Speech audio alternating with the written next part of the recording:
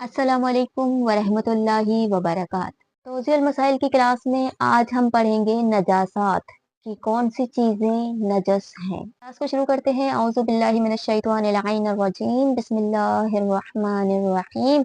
रब्बी यस्सिर वला तुअस्सिर उतम्मिम बिल खैर, अल्लाहुम्मा सल्लि अला मुहम्मद व आलि मुहम्मद व अज्जिल फरजहum। तो निजासात में सबसे पहली चीजें जो आती हैं वो है मुर्दार। मुर्दार के बारे में बताया जा रहा है कि अगर इंसान हो या फिर कोई भी हैवान जो खूने जहन्दा रखता हो, उस हर इंसान और हर खूने जहन्दा रखने वाले हैवान की लाश की जो कुदरती तौर पर मरा हो या फिर शरई तरीके से ज़िबह किया गया हो, तब भी उसकी लाश नजस है। इसके अलावा लाश के वो अज्जा कि जिनमें जान नहीं होती, वो चीजें पाक रहती है। उन्हें अगर इंसान हाथ लगा ले तो वो चीजें पाक होती हैं, उन्हें हाथ लगा सकते हैं। जैसे औन, बाल, रवां, हड्डियां और दांत, ये चीजें पाक होती हैं एक मुर्दा के बाद। इसी मुर्दार का तीसरा मसला है कि जिसमें बताया जा रहा है कि अगर इंसान या फिर खूने जहन्दा रखने वाले जानवर या हैवान का के बदन का एक हिस्सा उसकी जिंदगी में अगर जुदा कर लिया जाए, जैसे गोश्त अगर उसकी जिंदगी में वो जिंदा है और उसके बदन से जुदा कर लिया जाए तो फिर वो चीज नजस होगी। उसके बाद है कि अगर होंठों के ऊपर से एक बारीक सी तह बनती है, उस तह को अगर उखाड़ लिया जाए, अगर उसमें जान न हो और उसे उखाड़ने में इंसान को तकलीफ महसूस न हो, तो फिर वो चीज पाक है और वो नजस नहीं है। इसके बाद है खून।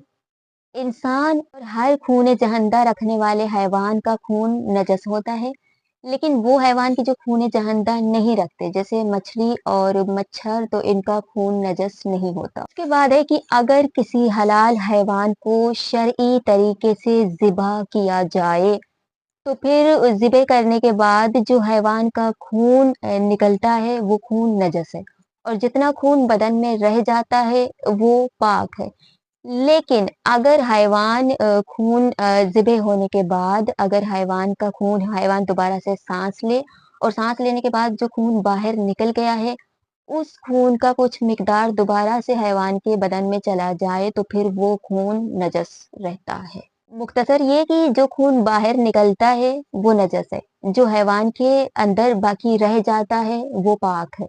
लेकिन वो बाहर निकलने वाला यानी जो नजस खून है, वो हैवान के सांस लेने या सर बुलंद करने से दोबारा से उसके बदन में दाखिल हो जाए, तो फिर वो खून नजस। उसके बाद है कि अगर किसी अंडे की जर्दी में खून के जर्रे मौजूद हों, तो एहतियाते मुस्तहब की बिना पर उस अंडे से परहेज किया जाए, बेहतर है।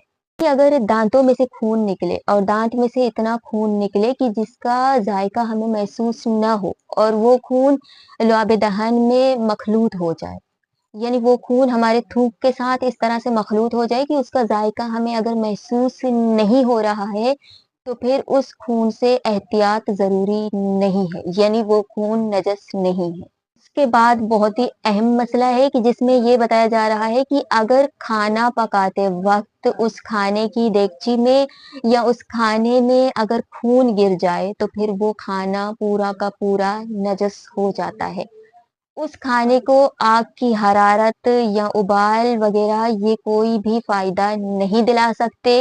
ये चीजें खाने को पाक नहीं कर सकती, वो और एहतियात लाजिम की बिना पर वो खाना नजस हो जाता है।